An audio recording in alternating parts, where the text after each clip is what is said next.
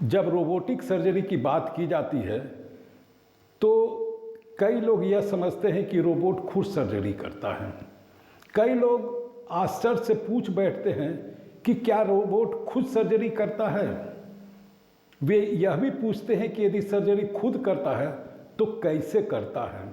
वे यह भी जानना चाहते हैं कि अगर सर्जरी के दौरान मरीज को कुछ हो गया तो इसकी जिम्मेदारी कौन लेगा। सबसे पहले यह बताते चलें कि रोबोट खुद सर्जरी नहीं करता, न ही कर सकता है।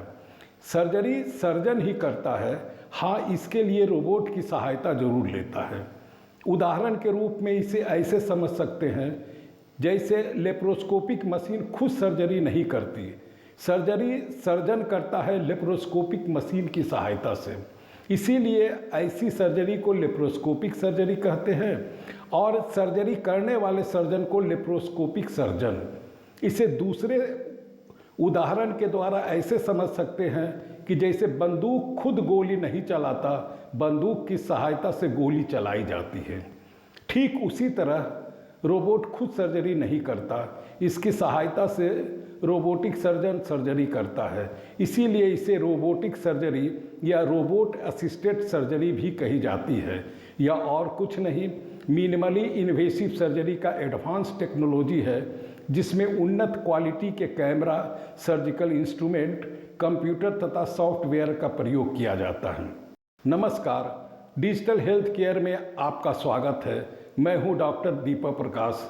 आज मैं इस वीडियो में इसी रोबोटिक सर्जरी या रोबोट असिस्टेड सर्जरी की चर्चा करूंगा। इस बात की चर्चा करूंगा कि रोबोटिक सर्जरी क्या है, रोबोट आखिर कैसे काम करता है, इसके क्या क्या फायदे हैं, रोबोटिक सर्जरी और लेप्रोस्कोपिक सर्जरी में क्या अंतर है, क्या रोबोटिक सर्जरी लेप्रोस्कोपिक सर्जरी की तुलना में ज़्यादा सुरक्षित और फायदेमंद है, या यह सर्जरी महंगी है तो क्यों है। तो सबसे पहले इस बात की चर्चा करते हैं कि रोबोटिक सर्जरी क्या है। इसका सीधा सा जवाब यह है कि लेप्रोस्कोपिक सर्जरी का एडवांस रूप है। इसे रोबोट असिस्टेड सर्जरी भी कही जाती है। जैसा कि पहले भी बता चुके हैं कि यह और कुछ नहीं, मिनिमली इन्वेसिव सर्जरी का एडवांस रूप है। इस सर्जरी में सर्जन लेप्रोस्कोपिक सर्जरी की तरह मरीज के शरीर के उस हिस्से में जहां सर्जरी करनी होती है 4 छोटी छोटी सुराख बनाते हैं। उसके बाद उन सुराखों में सर्जिकल उपकरणों को रोगग्रस्त अंगों तक पहुंचाया जाता है। इसमें रोबोटिक सर्जन सर्जरी के दौरान अपने हाथ तथा उंगलियों की जगह इन सभी रोबोटिक आर्म की सहायता लेते हैं। कहने का मतलब यह है कि रोबोटिक सर्जन सारे सर्जिकल सिस्टम को प्लेटफॉर्म की तरफ प्रयोग करते हैं और पूरी सर्जरी करते हैं। अब इस बात की चर्चा करते हैं कि पूरे रोबोटिक सिस्टम के कितने हिस्से यानी भाग होते हैं। तो आपकी सुविधा के लिए बता दें कि इसके मूलतः 3 भाग होते हैं। पहले भाग को पेशेंट साइड कार्ट कहते हैं, दूसरे भाग को सर्जन कंसोल तथा तीसरे भाग को इनसाइड विजन सिस्टम कहते हैं। पेशेंट साइड कार्ट में 2 चीज़ें होती हैं। पहला सर्जिकल टेबल जिस पर मरीज लेटता है और दूसरा रोबोट के चारों सर्जिकल आर्म। चारों आर्म मरीज के सीधे संपर्क में होते हैं। इन्हीं की सहायता से पूरी सर्जरी संपन्न होती है। इसीलिए इसे पेशेंट साइड कार्ट भी कहते हैं। दूसरे भाग जिसे सर्जन कंसोल कहते हैं, इसी कंसोल के पास ऑपरेशन करने के लिए रोबोटिक सर्जन बैठते हैं और ऑपरेशन की प्रक्रिया करने के लिए सर्जिकल आर्म को निर्देश देते हैं। सर्जिकल कंसोल मरीज से दूर होते हैं, कई बार दूसरे कमरे में होते हैं, अर्थात सर्जन मरीज के टेबल के पास न बैठकर उससे दूर दूसरी जगह बैठते हैं। यहाँ यह बता दें कि पेशेंट साइड कार्ट और सर्जन कंसोल एक दूसरे से सेंसर से जुड़े होते हैं। इसके तीसरे भाग को इनसाइड विजन सिस्टम कहते हैं। इसमें 3D विजन सिस्टम तथा कैमरा लगा होता है जो कि सर्जिकल आर्म से जुड़ा होता है और ऑपरेशन के दौरान मरीज के सर्जरी वाले साइट की तस्वीर सर्जिकल आर्म की सहायता से 3D विजन सिस्टम की सहायता से रोबोटिक सर्जन सामने लगे मॉनिटर पर देखकर सर्जरी का प्रोसीड्योर पूरा करते हैं। अब रोबोटिक आर्म की खासियत की चर्चा करते हैं। जैसा कि पहले ही बता चुके हैं कि रोबोट में 4 रोबोटिक आर्म होते हैं। इसके एक आर्म में कैमरा तथा इंडोस्कोप लगा होता है। इसे इंडोस्कोपिक आर्म कहते हैं। कैमरा यूनिट या इंडोस्कोप आर्म ऑपरेशन की जगह का 3 डायमेंशनल इमेज सर्जन के सामने रखे मॉनिटर पर डिस्प्ले करता है ताकि ऑपरेटिंग स्पेस को हर कोने से देखा जा सके। बाकी 3 आर्म को इंस्ट्रूमेंट आर्म कहते हैं। इसमें ऑपरेशन करने वाले उपकरण लगे होते हैं, इसीलिए इसे इंस्ट्रूमेंट आर्म कहते हैं। ये सर्जन के इशारे पर घूमते और ऑपरेशन की सारी प्रक्रिया पूरा करते हैं। अब इस बात की चर्चा करते हैं कि रोबोटिक आर्म की क्या क्या खासियत है।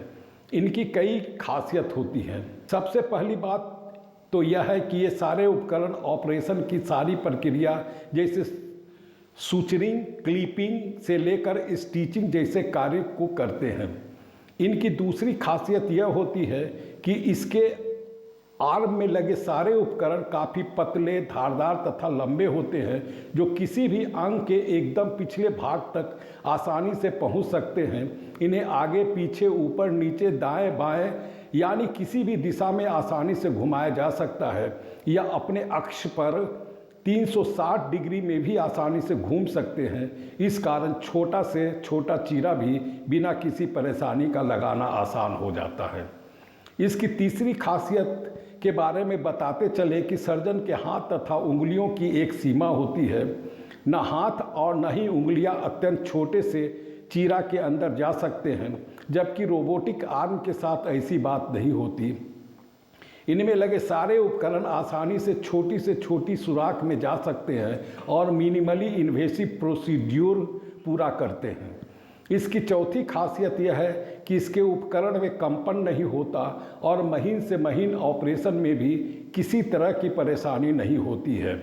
यहाँ यह बताते चले कि सर्जन कितना भी दक्ष क्यों न हो, उनके हाथ तथा उंगलियों में थोड़ा बहुत कंपन तो होता ही है, जिसे रोबोटिक आर्म आसानी से दूर कर देता है। ऑपरेशन के दौरान किस उपकरण पर कितना दबाव देना है, सर्जन को इस बात पर भी नियंत्रण रखना होता है। यह काम भी आर्म बखूबी पूरा करता है। इन सारी खूबियों के अतिरिक्त रोबोट में और भी कई खूबियां होती हैं, जैसे इनमें कई तरह के डायग्नोस्टिक उपकरण जैसे एक्सरे मशीन, अल्ट्रासोनोग्राम तथा MRI मशीन लगे होते हैं, जिसकी वजह से सर्जन को सर्जरी करते समय किसी भी तरह की शंका होने की स्थिति में तुरंत एक्सरे, अल्ट्रासोनोग्राम या MRI मशीन द्वारा उसी समय डायग्नोसिस कर ऑपरेशन की प्रक्रिया को जारी रखते हैं। इसमें कैमरा भी काफ़ी पावरफुल लगा होता है, जिसके कारण किसी भी अंग का जैसा चाहते हैं इमेज देख सकते हैं। प्रश्न यह उठता है कि कैसे सर्जरी की जाती है रोबोटिक सर्जरी द्वारा।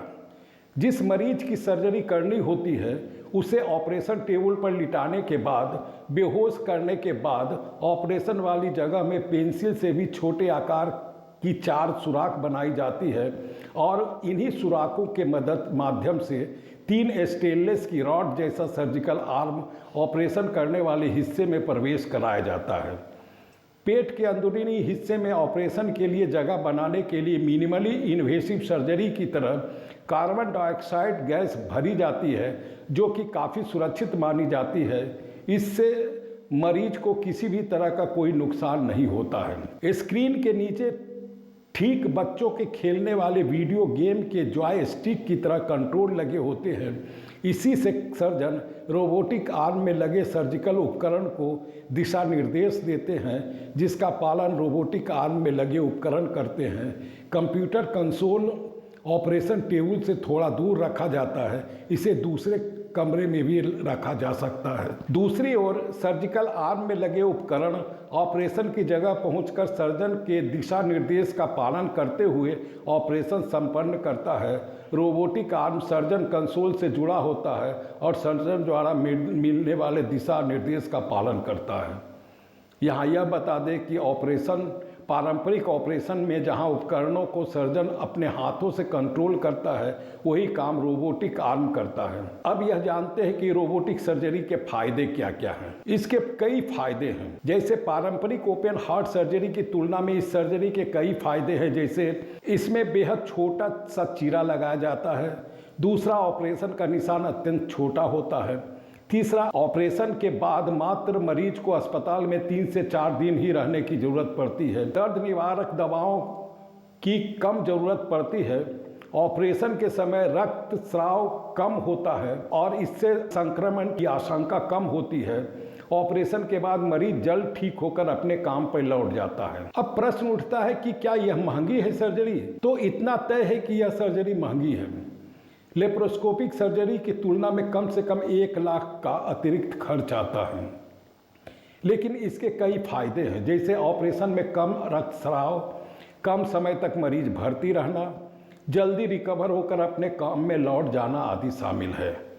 एक रोबोट खरीदने के लिए अस्पताल को 10 से 20 करोड़ रुपए तक खर्च करने पड़ते हैं। रोबोटिक सर्जन के सारे उपकरण डिस्पोजेबल होते हैं, जिसका उपयोग 10 बार ही किया जा सकता है। इस कारण भी सर्जरी का कॉस्ट काफ़ी बढ़ जाता है। यह तय है कि जब ज़्यादा संख्या में सर्जरी होने लगेगी तो कॉस्ट अपने आप काफ़ी कम हो जाएगा।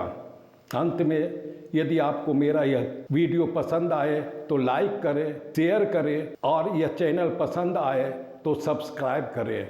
और यदि आप चाहते हैं कि आधुनिक चिकित्सा के संबंध में नई नई जानकारियाँ आपके सगे संबंधियों तथा अड़ोसी पड़ोसी को भी मिलती रहे तो उन्हें अवश्य शेयर करें।